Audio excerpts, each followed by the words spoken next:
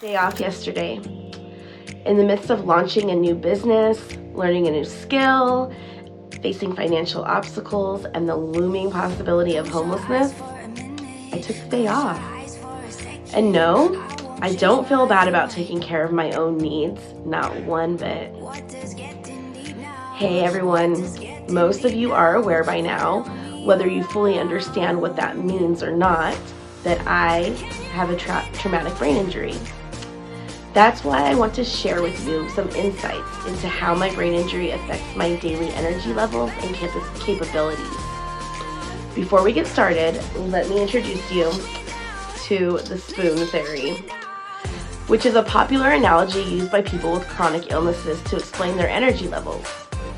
The spoon theory states that each day we have a certain number of spoons that represent our energy levels. Healthy individuals have an unlimited number of spoons, while people with chronic illnesses like traumatic brain injuries have a limited number of spoons. This means we must prioritize our tasks and choose which ones are most important to us, as every task takes up a certain amount of spoons. To give you a better idea as to what each spoon of energy is valued at and how much energy different daily tasks and routines cost us in spoon energy currency, let's say you wake up with 19 spoons today, and you can also earn more spoons as the day wears on. I will wake up with, say, 12 spoons or less, but never as many as you have the possibility to wake up to. And the possibility of me gaining any spoons throughout the day is slim to none, or rare that I'll ever earn back even half a spoon. And that's if I get an uninterrupted, stress-free nap from which I awaken naturally on my own and do not sleep too long into my normal daily routine or stay up too late later that night because I napped too late in the afternoon. There's a lot that plays into it, see? Okay, now here's some real values given to tasks during the day. Waking up is a spoon. Getting out of bed is another spoon. Showering is 2 spoons. Thinking of what to eat for breakfast, making it, and eating it, well, that's another 3 spoons. That's 7 of my 12 spoons, but we must juggle in a whole day's work somehow. How would you use your 12 spoons each day?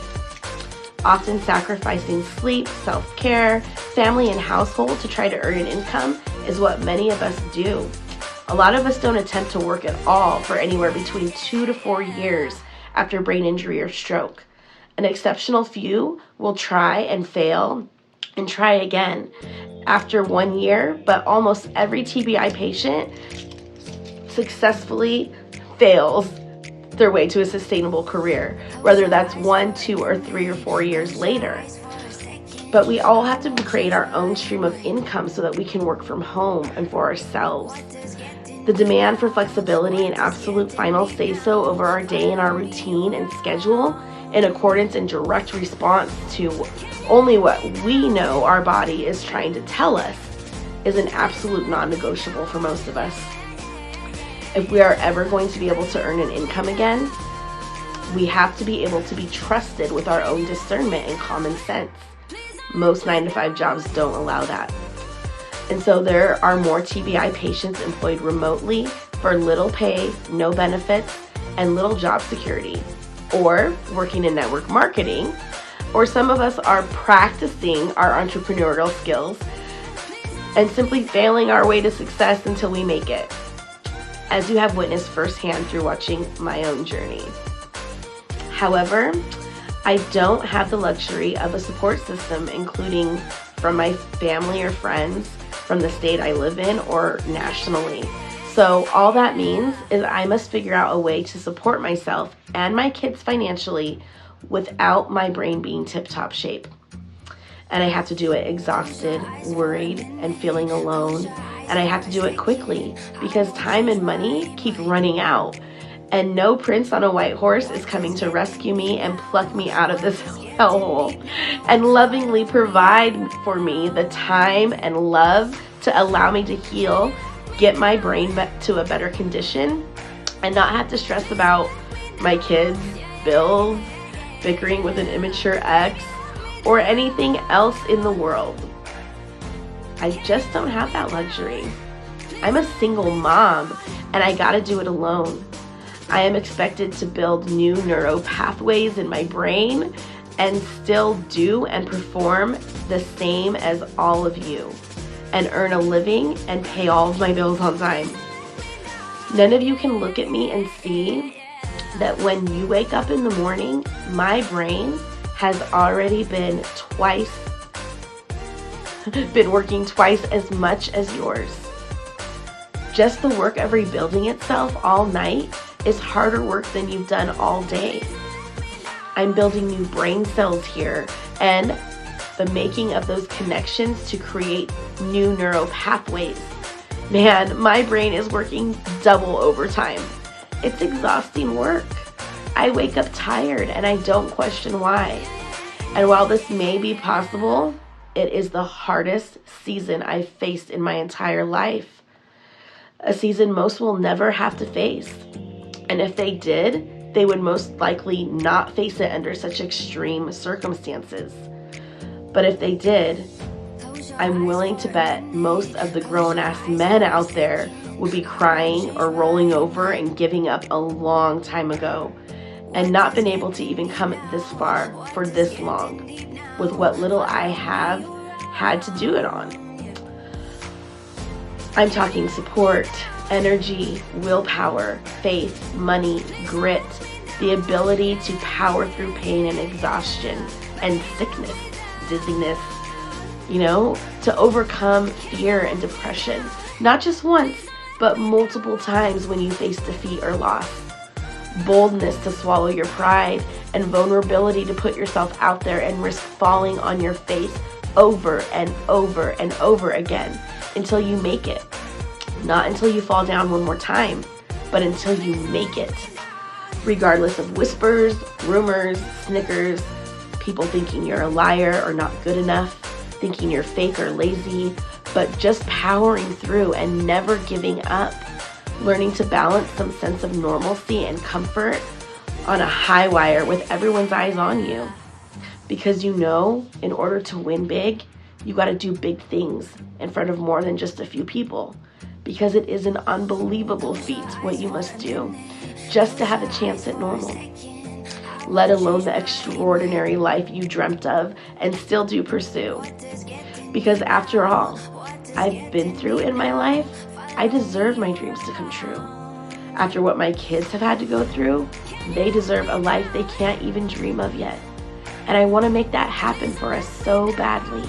I can taste it. No, I can envision it. I'm manifesting it as we speak.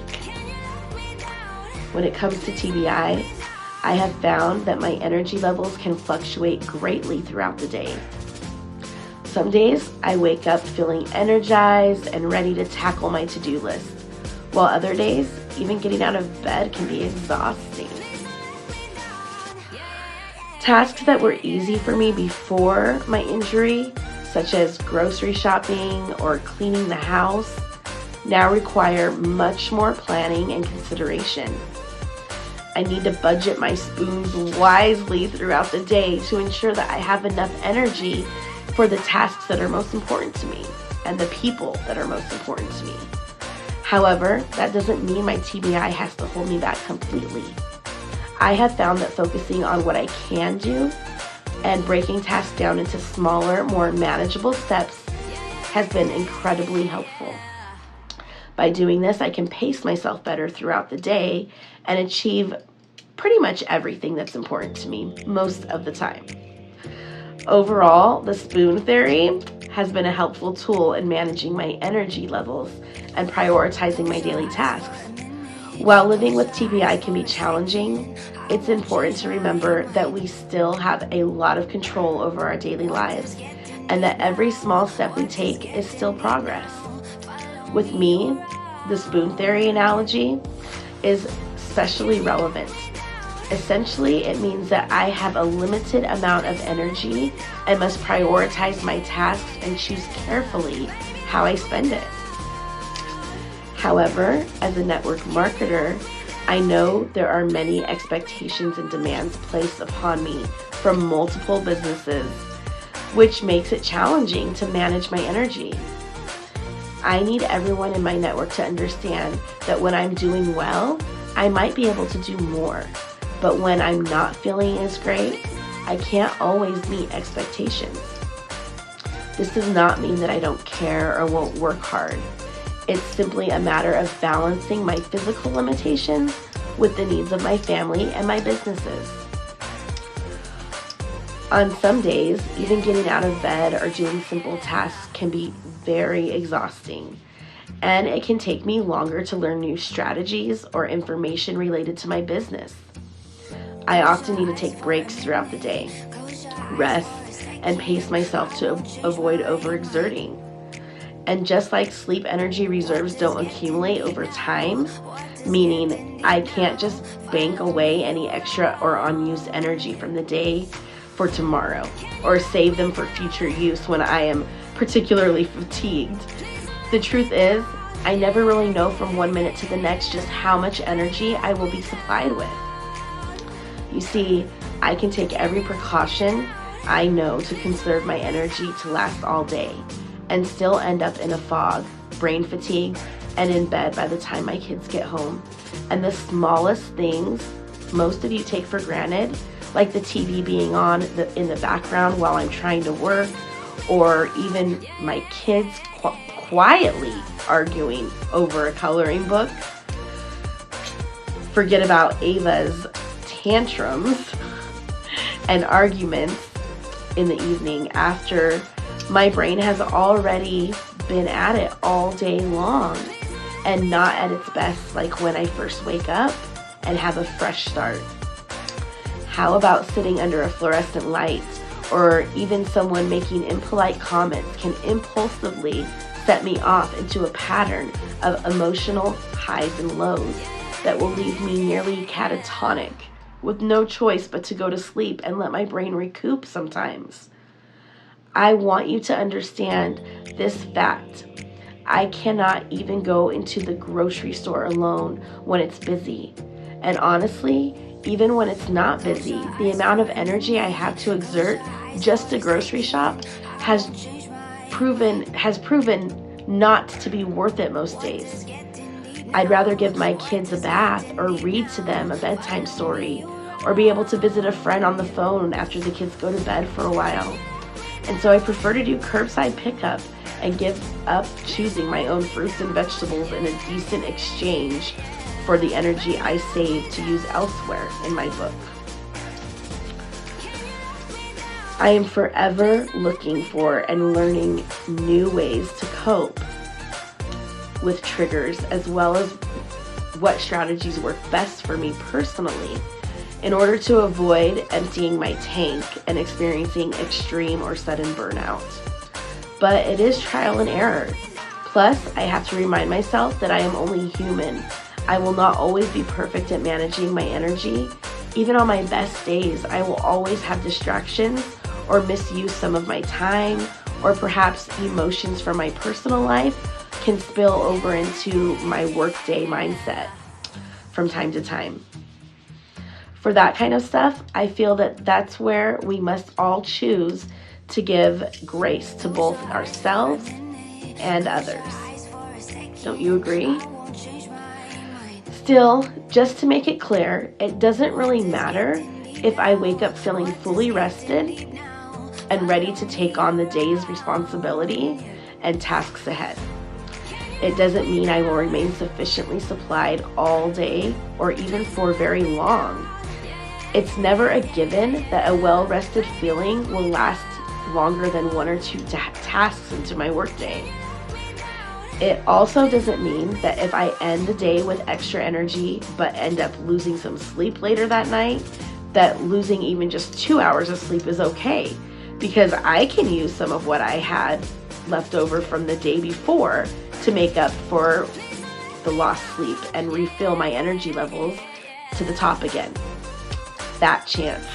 It simply means that that level of energy is available to me at that current moment, and that current moment only. it can't be stored away. That's what I mean by it doesn't accumulate like paid time off or something.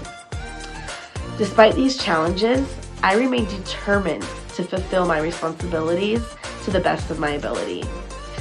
My family, doctors, and various therapies are also priorities in my life that can't be sacrificed. With everyone's understanding, acceptance, and support, I continue striving for my goals and inspire others in similar situations.